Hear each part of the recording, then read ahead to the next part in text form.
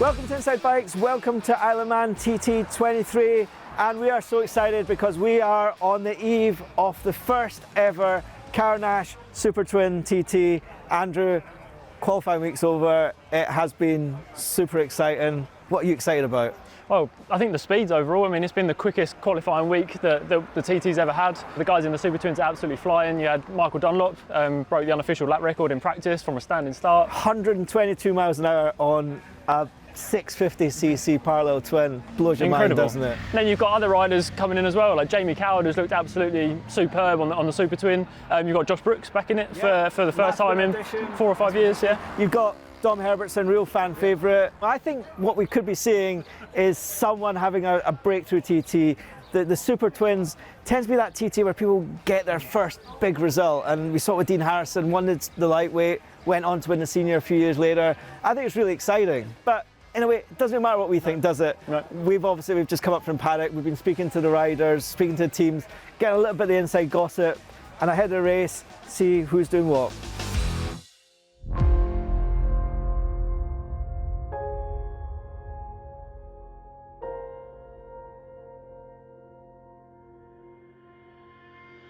So we're here in the Dafabet Racing pit garage. They've won the lightweight TT 3 times, and they're running Josh Brooks, who will be looking for his first TT podium in the 2 races this week. And we've popped in here, and it's great to see the bike without its fairing, without its clothes on, because you can see the amazing detail that goes into these little motorcycles.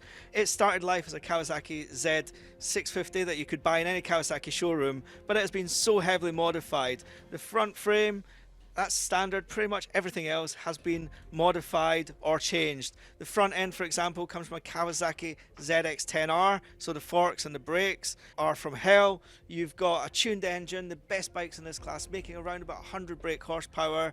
Just a beautiful piece of engineering, dripping with carbon fiber, dripping with excellent attention to detail. These bikes may have started life as a Z650, but they are capable of lapping this course at over 120 miles an hour. It's staggering.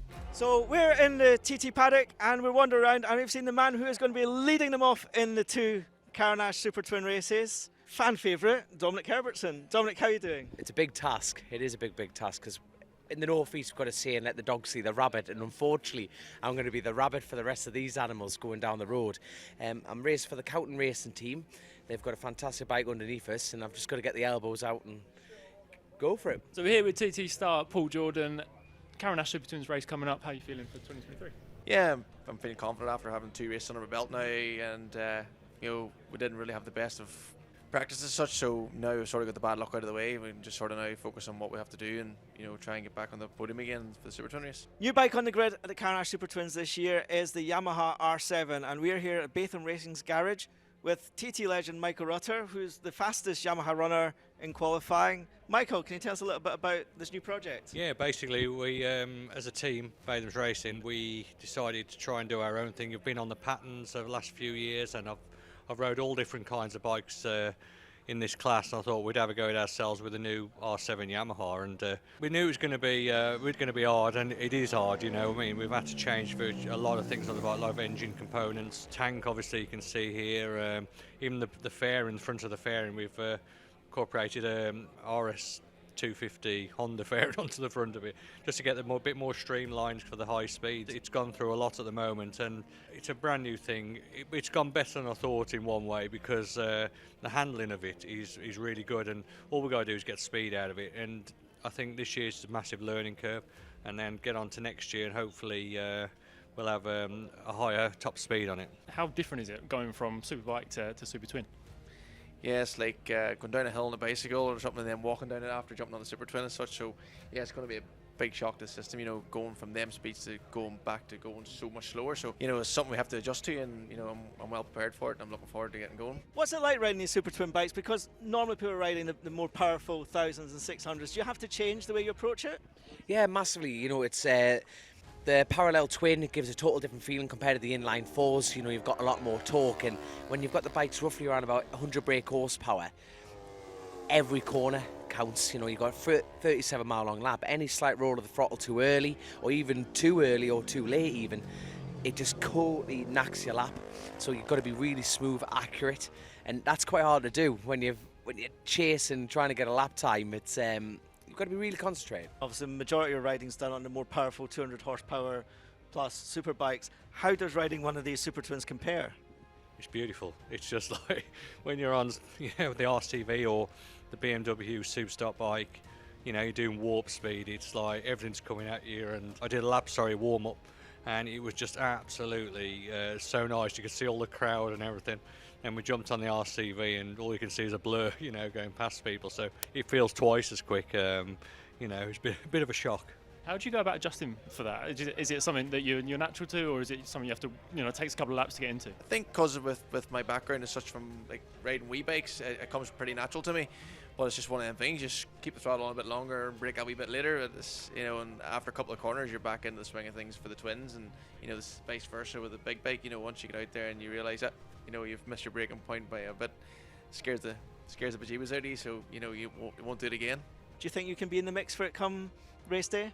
I would love to be. Who doesn't? Michael Dunlop's obviously, he's banged out some unofficial lap records. He's got to get to do that in the race first of all to make an official lap record.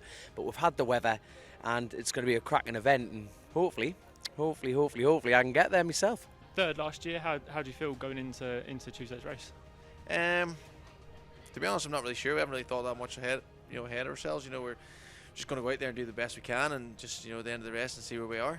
Well, thanks for your time. I know you're a very busy man running the team as well as riding. Good luck for the races, and hopefully see you at the podium at the end. Yeah, hopefully, but I don't think we'll be on the podium, but we'll be up there.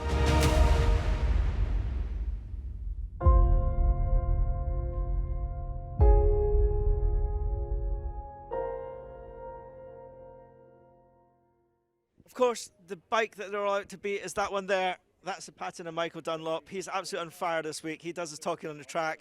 He's already won 2 TTs so far.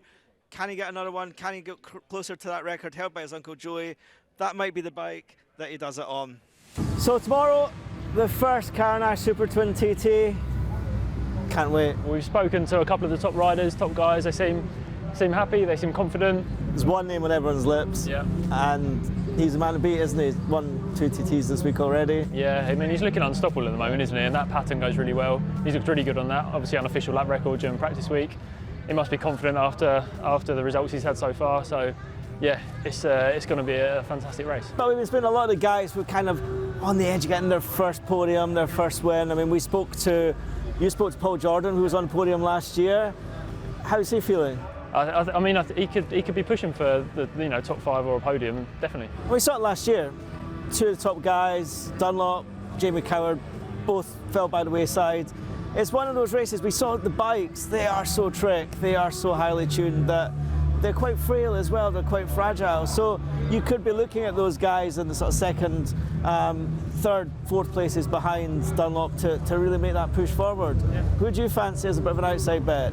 Oh, that's an outside bet. I don't know if it's an outside bet, but I think Coward is looking awesome. He's looked really solid in all the classes, not just the Carole Nash Supertwins class. I think he's looked really quick this week. I think he's got to be confident. I think he could be a dark horse for me. How about yourself? We spoke to Dom Herbertson, and everyone loves Dom, and he's absolutely buzzing. He's just done his first 130-mile-an-hour lap on the Superbike. Finished 8th there, and he's got a really nice family team around him, so I think he's not going to be a million miles away from being on the podium either. One of the things we've got to talk about as well is the different rules for this year. So you spoke to Michael Rutter, who's the quickest on the Yamaha, on the R7. It's a trick-looking bike, isn't it? Yeah, I mean, I think it's funny. Everyone thinks the Supertwins, and you don't really know that much about them, and they're probably the trickiest bikes in the paddock. We looked at the Kawasaki, we looked at the Yamaha, and they are changing everything on those bikes. Michael was telling us that they changed the gearbox, the clutch. Everything is absolutely meant to get that thing going down the straights as fast as it can. The pattern's still the bike to beat. It's kind of built as a racer out of the box, but they are fast and maybe a little bit fragile, and I think that's what gives us the great uncertainty. I think it's got to be said, Dunlop's probably the man to beat, but there's certainly going to be some riders that are going to be chomping at his heels to get their first podium or even their first win. In the end, they all got two attempts. We've got 2 races. We've got one tomorrow. We've got another one on Friday. Double the value. Look, it doesn't really matter what we think. We are having an absolute time of life here in Isle of Man. Tell us what you think. We're on the socials. We're here for you. Tell us in the comments what you think. And yeah, bring it on Tuesday. Bring it on.